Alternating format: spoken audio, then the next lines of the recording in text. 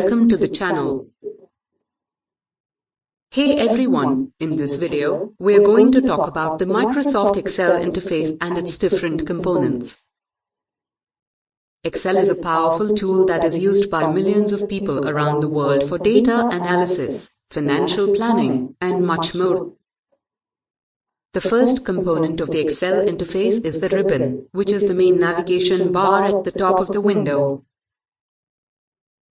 It is divided into tabs, each of which contains groups of related commands. Above the ribbon, we have the Quick Access toolbar. This is a customizable toolbar that contains frequently used commands, such as save, undo, and redo. The main area of Excel is the worksheet, where you can enter and manipulate data. Each workbook can contain multiple worksheets, which can be accessed by clicking on the tabs at the bottom of the screen. In the worksheet, we have columns and rows.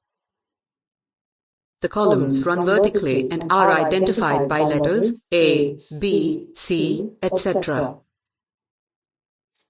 While the rows run horizontally and are identified by numbers 1, 2, 3, etc. The intersection of a column and row is called a cell. The formulas bar displays the current formula or value in the active cell. You can use the bar to edit or enter formulas. Finally, we have the status bar, which is located at the bottom of the Excel window.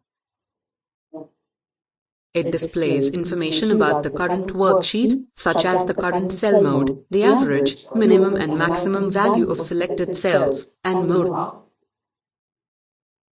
Understanding the various components of the Excel interface is important if you want to become more efficient and effective in using this powerful tool. By using these components effectively, you can work more efficiently with your data, perform calculations, and create visually appealing charts and graphs. Please subscribe and like the channel for more learning video.